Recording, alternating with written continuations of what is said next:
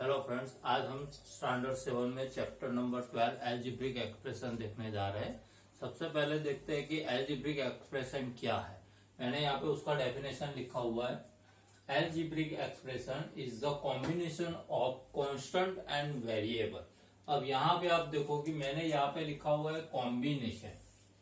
Combination मतलब है कि दो चीज को एक साथ में रखना है और उसमें क्या आता है, तो एक कांस्टेंट आता है और दूसरा आता है वेरिएबल। अब वेरिएबल जो होता है उसे हम डिनोट करते हैं एक्स, वाई, एम, ए, बी, सी एक्सेट्रा।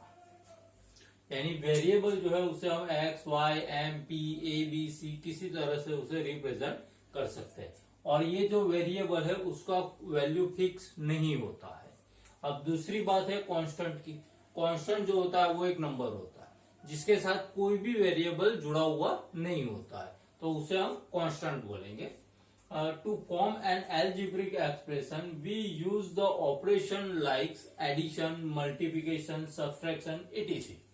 अब यहाँ पे आप देखो मैंने एक एग्जांपल भी लिखा हुआ है। By multiplying 2 and x and then add 7 to it we get 2x plus 7।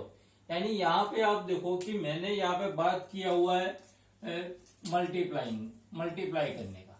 किसको मल्टीप्लाई करना है? 2 एंड x को। अब 2 एंड x को मल्टीप्लाई करेंगे तो हम क्या लिखेंगे? 2 इंटू एक्स। अब देन एड 7 टू इट। अब उसमें ऐड करना है 7, तो यहाँ पे मैंने प्लस 7 लिखा। तो 2 इंटू एक्स का आंसर होता है 2x और उसमें 7 ऐड किया, तो ये मेरा अलजेब्रिक एक्सप्रेशन बना। तो इस तरह से हम अलजेब्रिक एक्सप्रेशन भी बना सकते हैं। अब बात करते हैं टर्म्स ऑफ एन एक्सप्रेशन की। अब टर्म्स ऑफ एन एक्सप्रेशन में मैंने यहाँ पे एक टर्म लिखा हुआ है 4x माइनस वाई प्लस 7। तो यहाँ पे आप देखोगे कि ये जो दिखाई दे रहा है 4x, यहाँ पे है y और यहां पे है वो 7। अब यहां पे 1, 2 एंड 3 ये तीनों टर्म्स है और ये तीनों टर्म्स को एडिशन या सब्सट्रैक्शन के द्वारा अलग किया गया है। यहां पे आप देखो मैंने यहाँ पे ये 4x माइनस वाई प्लस 7 मेरा एक्सप्रेशन था, तो उसमें 4x एंड y को किससे अलग किया है? सब्सट्रैक्शन की साइन से अलग किया। y एंड 7 को प्लस की साइन से मैंने अलग किया हुआ। तो ये जो 4x, y एंड 7 वो है, वो ये जो एक्सप्रेशन है उसका टर्म्स है। अब यहाँ पे पार्ट्स ऑफ एक्सप्रेशन की बात करते हैं। तो पार्ट्स ऑफ एक्सप्रेशन में मैंने यहाँ पे एक और एग्जांपल लिखा हुआ है 2x प्लस 4y माइनस 9। तो यहाँ पे भी आप देखोगे कि टोटल 3 पार्ट्स है, 1, 2 एंड 3। अब ये जो 3 है उसे तो हम टर्म्स बोलते हैं। तो यहाँ पे टर्म्स लिखा हुआ है 2x फिर 4y and minus 9, they are the terms. अब यहाँ पे 2x के साथ ये जो 2 है और 4y के साथ ये जो 4 है उसे हम बोलते हैं कोएफिशिएंट। उसे हम बोलते हैं कोएफिशिएंट। यानी ये जो है जो न्यूमेरिकल वैल्यू है 2 एंड 4 वो y एंड यहाँ पे ये 2 के x के साथ मल्टीप्लाई हुआ, वेरिएबल के साथ जो नंबर मल्टीप्लाई हुआ होता है उसे हम कोएफिशिएंट बोलते हैं।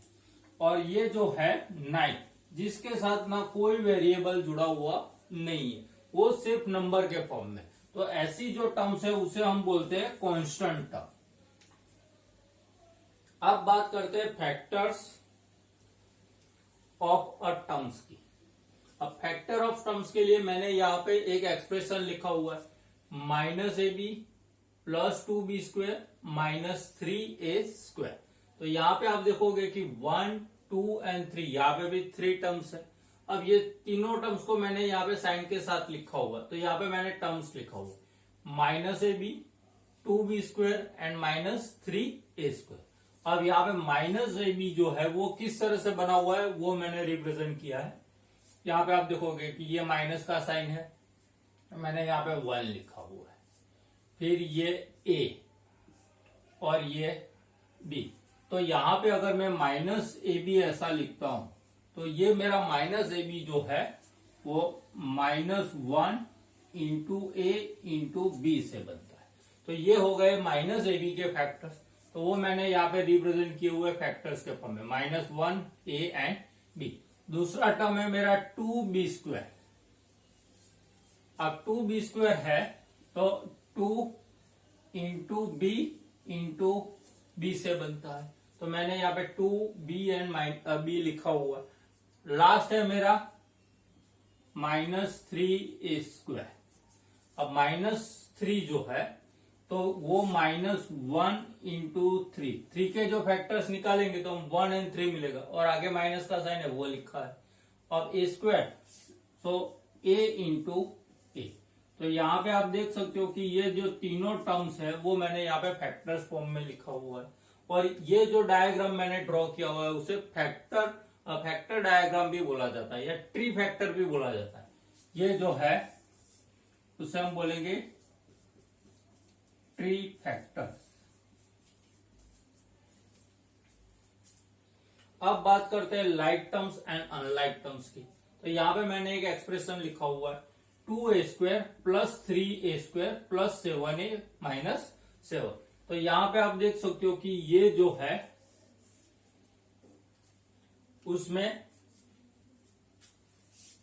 2a² पहला टर्म है, तो जिसमें आप देखोगे कि वेरिएबल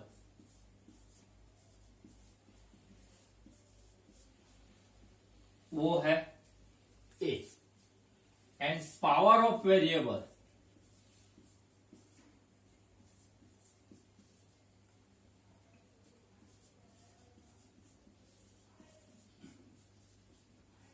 इज 2 है। दूसरा ये है 3a²। तो उसमें वेरिएबल वो a है। अब ये जो वेरिएबल है उसका जो पावर है वो है 2। तो यहां पे आप देख सकते हो कि ये दोनों वेरिएबल सेम दिखाई दे रहे हैं, इनका पावर भी सेम है। तो ऐसी जो टर्म्स होती है उसे हम लाइक टर्म्स बोलते हैं, भले ही फिर उसके साथ कोएफिशिएंट में कोई भी नंबर क्यों ना जुड़ा हुआ हो, वेरिएबल सेम होना चाहिए और उसका पावर सेम होना चाहिए। तो ऐसी जो टर्म्स होगी उसे हम बोलेंगे लाइक टर्म्स।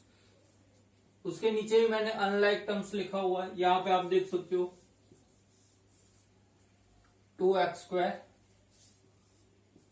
+ 3x and -5। तो यहां पे आप देखोगे कि यहां पे पहला वेरिएबल है, पहला टर्म है 2x², जिसमें वेरिएबल क्या है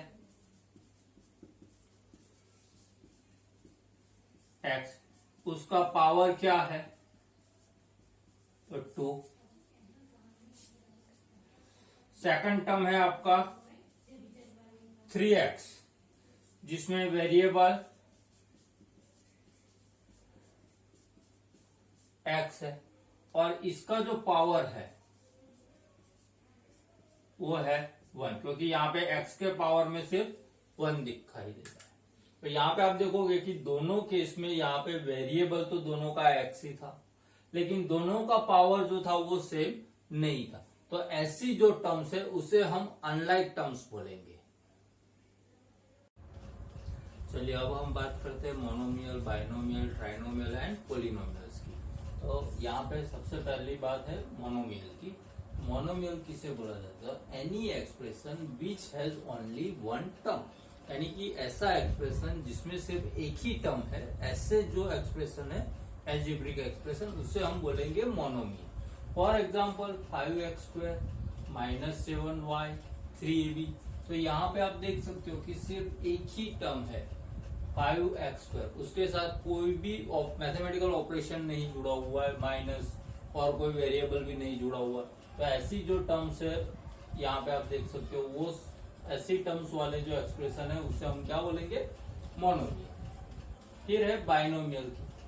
तो any expression which has two unlike terms, ये मोस्ट इंपोर्टेंट। टर्म्स कैसी होनी चाहिए? अनलाइक होनी चाहिए। For example 5x² plus 2y। तो यहाँ पे आप देख सकते हो कि यहाँ पे वेरिएबल x है और यहाँ पे वेरिएबल y है। तो ये दोनों वेरिएबल अलग अलग है, दोनों प्लस की साइन से जुड़े हुए हैं, तो ये दोनों अनलाइक टर्म्स हो गई। तो ऐसे जो एक्सप्रेशन है उसे हम क्या बोलेंगे, बाइनोमियल। दूसरा एग्जांपल मैंने लिखा हुआ है 2ab माइनस 3b। यहाँ पे भी आप देख सकते हो कि दोनों वेरिएबल अलग अलग है। यहाँ पे दो वेरिएबल है a एंड b और यहाँ पे सिर्फ एक ही वेरिएबल है a। अब बात करते हैं ट्राइनोमियल की। तो any expression which has 3 unlike terms, 3 unlike terms, total 3 terms होनी चाहिए और वो भी unlike. For example 5x² minus 9xy plus 2y। दूसरा एग्जाम्पल भी लिखा हुआ है x प्लस y माइनस 3। तो यहाँ पे अभी आप देख सकते हो कि x, y और ये कांस्टेंट टर्म है, टोटल 3 टर्म्स है। तीनों में कहीं पे भी वेरिएबल सेम नहीं है तो वो अनलाइक टर्म्स हो गई। यहाँ पे भी आप देख सकते हो 5x², 9xy एंड 2y, तीनों टर्म्स अलग अलग है, तीनों में वेरिएबल भी अलग अलग है। यहाँ पे x², यहाँ पे xy और यहाँ पे y है। तो ऐसी जो एक्सप्रेशंस है उसे हम बोलेंगे ट्राइनोमियल। अब बात करते हैं पोलिनोमियल्स की। तो एनी एक्सप्रेशन विच हैज 1 और मोर टर्म्स, एक या एक से ज्यादा टर्म्स है, with the variable having non negative. Non negative का मतलब है कि वो नेगेटिव नहीं होंगे। इंटीजर्स एज एन एक्सपोनेंट, यानी कि ऐसे वेरिएबल जिनका जो पावर है, एक्सपोनेंट है, वो नॉन नेगेटिव है, ऐसी जो एक्सप्रेशन है उसे हम बोलेंगे पोलिनोमियल, जिसमें एक या एक से ज्यादा टर्म्स होनी चाहिए। तो यहाँ पे आप ये जो है 5x² माइनस 7y 3ab, उसे भी हम पोलिनोमियल बोल सकते हैं। ये बाइनोमियल है उसे भी हम पोलिनोमियल बोल सकते हैं। ये ट्राइनोमियल है उसे भी हम पोलिनोमियल बोल सकते हैं। अब यहाँ पे हमने अब तक जो देखा है वो सबका रिवीजन कर लेते हैं। यहाँ पे मैंने एक एल्जेब्रिक एक्सप्रेशन लिखा हुआ है 5x² plus 2y plus 9xy plus 4। तो यहाँ पे आप देख सकते हो कि 1, 2, 3 एंड 4, टोटल 4 टर्म्स है। तो मैं यहाँ पे लिख रहा हूं टोटल टर्म्स वो है 4। अब यहाँ पे आप देखो कि फर्स्ट टर्म वो है 5x², जिसमें वेरिएबल है x और ये x का एक्सपोनेंट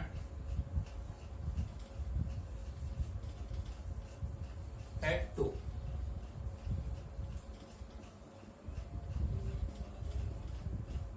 कोएफिशिएंट वो है 5। इसके साथ x² के साथ जो वेरिएबल जुड़ा, अरे जो कांस्टेंट नंबर जुड़ा हुआ है वो इट इज 5।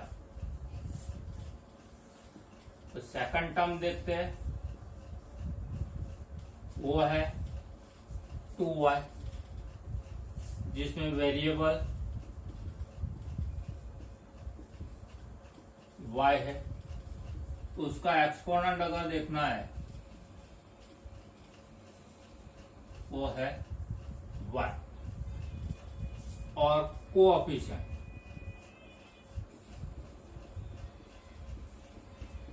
वो है 2। थर्ड टर्म वो है 9xy। तो उसमें वेरिएबल है x एंड y और दोनों का एक्सपोनेंट भी 1 ही है, और कोएफिशिएंट है उसका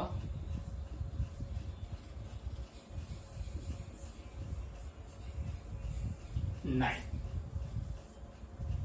और लास्ट में जो है वो है फोर्थ टर्म, दैट इज 4। और ये जो 4 है उसे हम बोलेंगे कांस्टेंट टर्म।